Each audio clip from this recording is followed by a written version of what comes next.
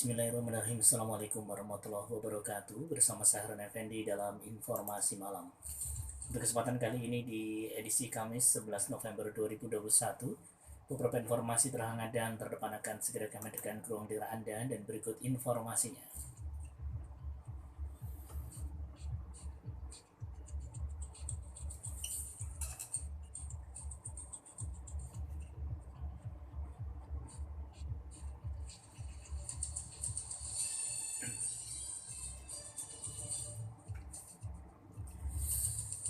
Menteri Koordinator Bidang Perekonomian Airlangga Hartarto menyampaikan pemerintah optimistis bisa mencapai target pertumbuhan ekonomi 2021 secara keseluruhan pada kuartal 4. Hal ini dikatakan Menko Airlangga Hartarto dalam keterangan resmi yang diterima di Jakarta hari ini.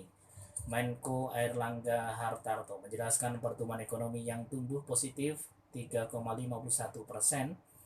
pada tahun 2021 menunjukkan bahwa pemulihan ekonomi Indonesia tetap berlanjut dan terjadi resiliensi di tengah lonjakan kasus positif COVID-19 tahun 2021. Industri pengolahan tumbuh di atas pertumbuhan ekonomi, yaitu 3,68%.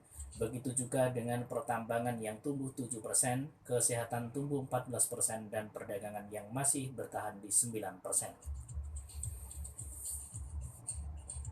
Selain itu, menurutnya indeks keyakinan konsumen per Oktober 2021 sudah masuk dalam fase optimis atau berada pada angka 113,4, lebih tinggi dibandingkan 95,5 pada September 2021. Penjualan eceran juga sudah naik ke 5,2 dan PMI manufaktur sudah berada pada 57,2.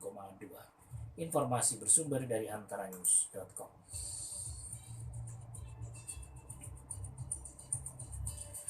Ketua Bidang Penanganan Kesehatan Satgas COVID-19 Alexander Ginting mengaku saat ini pemerintah sedang menyusun aturan terkait cuti libur serta pembatasan mobilitas masyarakat menghadapi libur Natal dan Tahun Baru 2022. Aturan ini untuk mengantisipasi lonjakan mobilitas akhir tahun nanti tidak terjadi. Alex memperkirakan bakal terjadi lonjakan mobilitas masyarakat di periode libur Natal dan Tahun Baru 2022. Menurut prediksinya, ada sekitar 19 juta orang akan hilir mudik pada periode tersebut. Meskipun saat ini kondisi sudah semakin terkontrol, namun lonjakan kasus tetap tak bisa dihindari bila masyarakat tidak taat menjalani prokes. Oleh karenanya terdapat beberapa aturan yang sedang dikaji, salah satunya mengenai pergerakan orang, lokasi wisata, pertokoan, dan lainnya.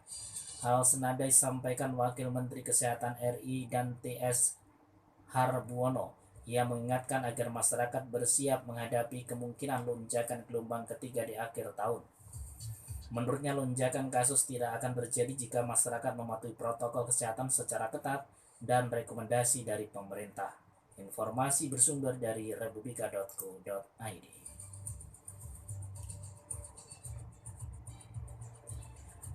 Majelis Ulama Indonesia atau MUI meminta pemerintah mencabut Peraturan Menteri Pendidikan, Kebudayaan, Riset dan Teknologi atau Permendikbudristek nomor 30 tahun 2021 tentang pencegahan dan penanganan kekerasan seksual di lingkungan perguruan tinggi.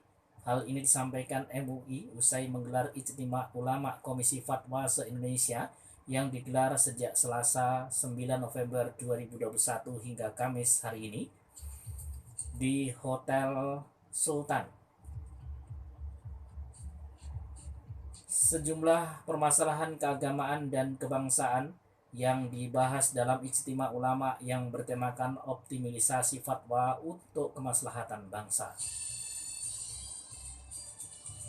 Hal ini dikatakan Ketua MUI Bidang Fatwa Kiai Haji Asrorun Niam Soleh saat berjumpa pers pada awak media yang digelar Komisi Fatwa MUI pada Kamis hari ini.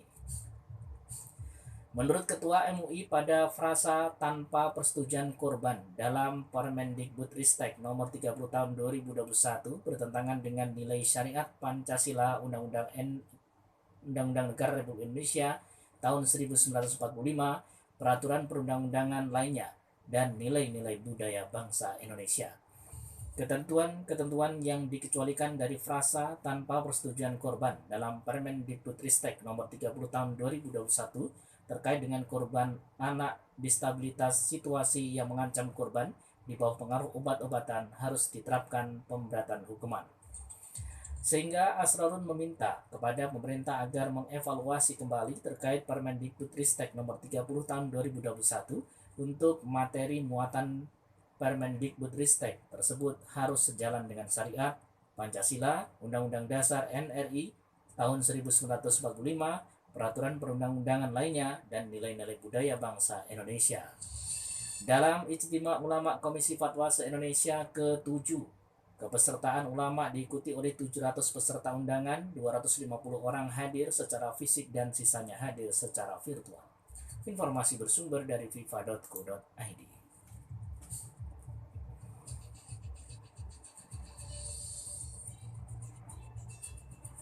Sedikitnya 577 rumah warga terdampak banjir di dan juga tanah longsor di 3 kecamatan Kabupaten Jember, Jawa Timur.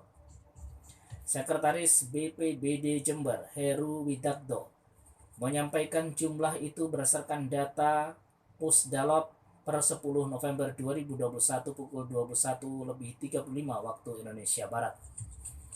Banjir dan tanah longsor menerjang kecamatan Sumberbaru, Tanggul, dan dan Semboro pada Rabu kemarin sore sampai malam. Akibatnya ratusan warga mengungsi di sejumlah lokasi, diantaranya Balai Desa Pondok Joyo, Kecamatan Semboro, yang menyampaikan bahwa sebanyak 230 warga setempat mengungsi ke lokasi yang aman dari terjangan banjir. Namun pada Kamis pagi ini, sebagian dari mereka telah kembali ke rumahnya masing-masing lantaran banjir sudah mulai surut. Informasi bersumber dari gbnn.com. Dan mitra berikut informasi yang terakhir. Direktorat Jenderal Pajak atau DJP menghimbau wajib pajak agar patuh dan tidak menawarkan imbalan dalam bentuk apapun kepada pegawai DJP. Jika terdapat pegawai DJP menjanjikan kemudahan pemenuhan kewajiban perpajakan, masyarakat diminta lapor. Hal ini dikatakan Direktur Penyuluhan Pelayanan dan Hubungan Masyarakat DJP, Kemenkeu, Nail Maldrin Nur, dalam keterangannya pada hari ini. Dia menegaskan apabila terdapat pegawai Direktorat Jenderal Pajak yang menjanjikan kemudahan terkait pemenuhan kewajiban perpajakan dengan imbalan tertentu, segera laporkan melalui Whistle Blowing System Kementerian Keuangan atau juga melalui Kring Pajak 1500200 atau email di pengaduan@pajak.co.id.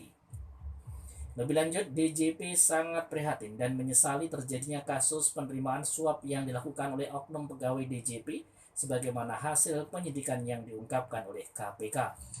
DJP juga terus mendukung upaya pemberantasan korupsi dengan bekerja sama dengan berbagai pihak, baik itu aparat penegak hukum maupun masyarakat. Dukungan tersebut merupakan bentuk sinergi, kerjasama, dan komitmen DJP dalam memberantas korupsi. Informasi bersumber dari yahooindonesia.com. Mitra Azam yang dirahmati, demikian informasi malam untuk kesempatan kali ini di edisi Kamis 11 November 2021. Yang bertugas Harun Effendi mengucapkan terima kasih dan Assalamualaikum warahmatullahi wabarakatuh.